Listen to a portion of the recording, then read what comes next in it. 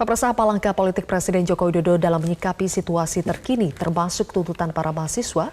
Untuk membahasnya sudah bergabung bersama saya adalah Deputi 5 Bidang Polhukam Kantor Staf Kepresidenan Jaleswari Pramowardhani dan juga pengamat politik Adi Prayitno. Selamat malam Mbak Dani dan juga Mas Adi. Malam. Saya mulai dari Mbak Dani terlebih dahulu. Batal bertemu mahasiswa, Presiden hari ini bertemu dengan sejumlah menteri dari Menkumham, Menak sampai ada Menhan. Apa saja yang dibahas Mbak Dani? Ya, saya rasa apa yang disampaikan Presiden kepada para menteri ini adalah tentang situasi terkini. Jadi menghadapi bagaimana situasi terkini, entah itu baik dari demo, Karhutla, Papua dan lain-lain. Ya. Kalau kita lihat kan tadi kita juga bahas bersama ya, Presiden tampaknya dari apa yang disampaikan, gesturnya cukup santai. Tapi sebenarnya bagaimana suasana kebatinan Presiden dalam menghadapi situasi negara terkini ini? Saya rasa kalau misalkan kita melihat bahasa tubuh Presiden, betul bahwa Presiden tampak rileks beberapa hari ini memang bertemu dengan banyak tokoh, bertemu dengan para tokoh agama, tokoh bangsa lainnya, dan kemudian tadi rapat dengan menteri dan dengan terbaca rileksnya bahasa tubuh Presiden, saya rasa Presiden dalam situasi terbaik.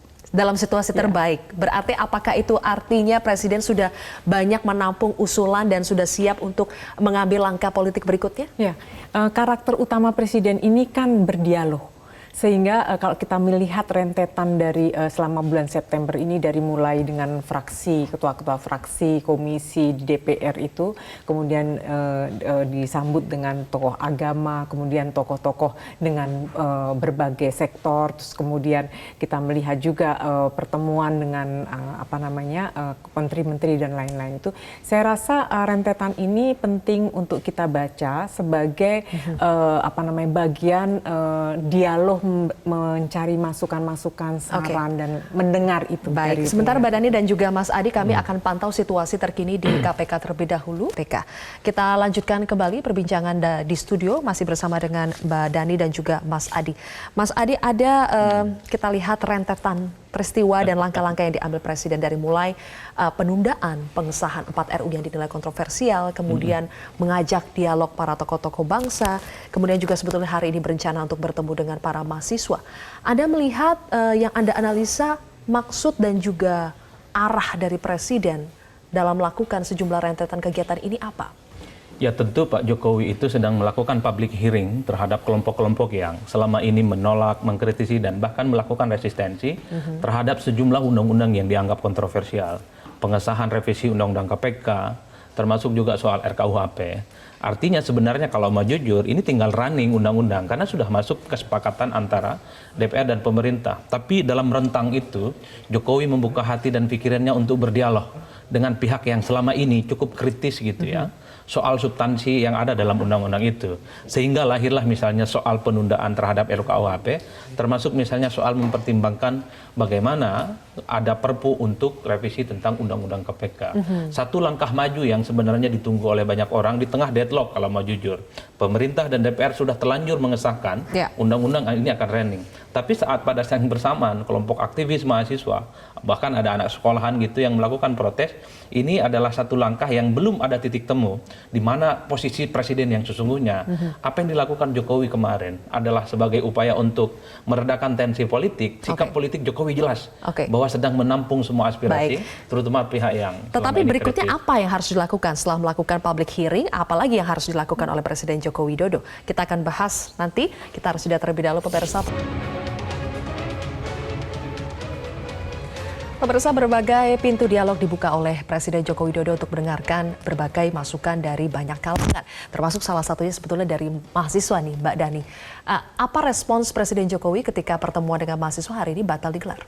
Saya rasa ini biasa saja itu dalam artian begini, ini kan sebuah jadwal yang kemarin dibicarakan Presiden, tetapi penyesuaian tentang apakah itu bisa dan lain-lain itu kan memang nggak bisa dari satu pihak saja, tetapi memang sedang diupayakan mungkin 3-4 hari ke depan itu ada penjadwalan dan lain-lain, tetapi memang kita tahu bahwa ketika Presiden mengatakan besok akan ketemu, sebetulnya itu kan belum final. Jadi penyesuaian jadwal antara mahasiswa dengan Presiden itu kan juga penting untuk dilakukan. Walaupun saya tahu bahwa kemudian di media dikatakan BEM menolak ketemu Presiden. Tapi apakah betul BEM itu menolak? Karena kan ada syarat juga katanya yang diajukan bahwa ingin menggelar pertemuan secara terbuka, disiarkan secara langsung oleh televisi. Apakah Presiden akan memenuhi persyaratan itu? Saya rasa ini kan belum ketemu ya Mbak. Ini kan kawan-kawan mahasiswa ini kan bicara di media, tidak tersampaikan belum tersampaikan ke kami di istana. Tetapi suara itu sudah muncul ke publik bahwa syaratnya harus ini gitu. Nah, saya rasa hal-hal seperti itu kan harus didialogkan untuk orang yang ingin mencari sebuah solusi bersama. Jadi tidak bisa satu orang kemudian mengumumkan dengan entah itu mendikte atau apapun bahasanya gitu. Mas Adi, beragam pintu dialog ini dibuka oleh Presiden Joko Widodo, tetapi apakah ini efektif? Karena persoalan di tengah masyarakat ini sudah kandung meluas. Minimal ini adalah satu langkah positif ya di tengah kekisruhan yang terjadi. Jokowi sudah membuka begitu lebar dialog dengan berbagai kalangan, kelompok agama, akademisi, kampus, bahkan agamawan juga hadir kemarin. Bahkan mahasiswa yang melakukan protes juga diundang sebagai bagian mencari solusi. Minimal di antara dialog dengan pihak-pihak yang selama ini berjarak ada mutual understanding, saling kesepahaman sebenarnya bagaimana dari solusi-solusi yang kemudian bisa diselesaikan dalam konteks ini. Saya kira ke depan Pak Jokowi juga perlu mengundang pihak aktivis LSM, civil society, dan kampus yang memang cukup agresif memberikan masukan, kritik terhadap sejumlah pasal yang ada dalam undang-undang yang dipersoalkan. Tapi problemnya adalah siapapun harus berani menahan diri, terutama teman-teman yang meminta soal ini penundaan ataupun dibatalkan. Karena persoalan Perpu membatalkan apa yang sudah ada, ini tidak bisa simsalabim. Jokowi satu, secara politik juga harus berkonsultasi dengan semua partai politik pengusungnya ataupun dengan semua partai yang menyetujui. Ada 10 partai politik. Begitupun dengan kelompok-kelompok profesional yang dianggap paham secara substansi persoalan ini. Jadi inilah yang saya kira tidak ada pertemuan yang mestinya didasarkan pada syarat-syarat tertentu. Ini jarang Jokowi membuka public hearing, membuka komunikasi dengan begitu banyak kanal. Tapi yang jelas ini ada satu keistimewaan mestinya yang bisa dimanfaatkan terutama oleh teman-teman BEM. Sampaikan substansinya, sampaikan agenda politiknya, soal apa yang mereka tuntut. Jangan sampai ada misleading, karena kalau dicek teman-teman aktivis ini kadang beda-beda. Ini yang harus ada kalimatun sawa, yang harus dijelaskan kepada Presiden soal tuntutan mereka. Tapi ingat, mengeluarkan Perpu, membatalkan apa yang sudah ada, ini bukan perkara mudah. Ada proses politik yang cukup jelimet dan panjang sebenarnya. Dan apakah seluruh proses ini akhirnya membuat seorang Presiden Joko Widodo tertekan, Mbak Dani? Saya rasa semua proses yang tadi tersampaikan tadi, bahwa Presiden ingin menyampaikan pesan bahwa dalam dialog, hal-hal yang kita anggap sudah final, itu masih bisa dinegosiasikan lagi, masih bisa dibicarakan lagi. Dan marilah kita bicara di meja bersama-sama, sehingga ketika dalam konteks mahasiswa tadi, saya rasa seharusnya kawan-kawan mahasiswa itu mengambil peluang itu untuk bersama-sama untuk bicara soal apapun yang sulit segala macam itu bisa dibicarakan dalam satu meja. Dan itu Presiden membuka ruang-ruang dialog itu. Pesan yang ingin tersampaikan adalah mari kita duduk bersama mengurai benang kusut yang selama ini melingkupi kita, dan dialog adalah salah satu ruang yang bisa kita bangun bersama gitu. Oke. Mas Adi, apakah Presiden Joko Widodo saat ini dalam kondisi tertekan mengingat ada banyak sekali kepentingan di sini?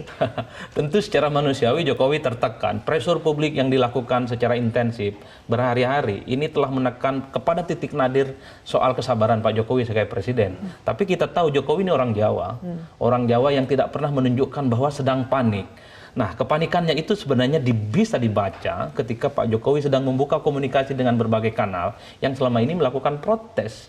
Jadi ada jalan yang kemudian dibuka seluas-luasnya sebagai upaya biar Pak Jokowi tidak terus-terusan merasa tertekan. Sudah ketemu apa yang mau disampaikan. Tapi yang jelas tingkat kerumitan, untuk membatalkan atau menunda apa yang sudah ada, ini bukan perkara gampang seperti yang saya bilang. Bahkan ketika Mahfud MD dan kawan-kawan menyatakan statement soal RUU KPK, itu kan stepnya ada 3. Ada judicial review, ada yang kemudian legislative review, dan bahkan ya mungkin karena deadlock ya harus ada perpu. Itu artinya bahwa persoalan revisi Undang-Undang KPK bukan soal hitam putih seperti yang kita bayangkan. Ada persoalan-persoalan yang sebenarnya ini tidak terpublish. Ada agenda setting politik yang ini hanya dikonsumsi oleh sejumlah elit. Bahkan mahasiswa kita, rakyat biasa, nggak ngerti yang sebenarnya menjadi bahan pertarungan. Ini yang saya kira baru kali ini semua fraksi di DPR itu setuju soal KPK misalnya harus direvisi undang-undangnya. Sebelumnya cukup terbelah ekstrim, bukan soal oposisi dan penguasa, tetapi secara substansi kok sekarang bersama. Itu artinya ada sesuatu yang memang sedang dipersoalkan di bangsa ini. Dan apakah persoalan itu harus diketahui secara luas oleh publik? Ya tidak seharusnya, yang penting bahwa endingnya ini harus membahagiakan semua orang. Itu yang kita inginkan. Untuk mencari ending yang bahagia, happy ending ini Mbak Dani, ada beberapa opsi tadi yang sudah disampaikan oleh para tokoh. Tetapi bagaimana Presiden Jokowi memilah-milah opsi tersebut demi kepentingan yang lebih luas, banyak pihak? Justru opsi inilah hasil dari dialog itu. Jadi kita nggak bisa berpikir dikotomis kalau nggak ini ya itu gitu. Padahal banyak ruang atau opsi-opsi itu dibukakan. Nah dari opsi tadi itu kan kemudian mencuat isu soal Perpu tadi. Presiden tidak menutup diri untuk itu, bahwa kemungkinan itu akan kemudian dipilih atau sebaliknya itu adalah melalui proses juga gitu. Jadi ini memang proses dialog itu tidak sekedar 1-2 hari ke depan langsung bisa diputuskan, tapi proses inilah yang menjadi penting.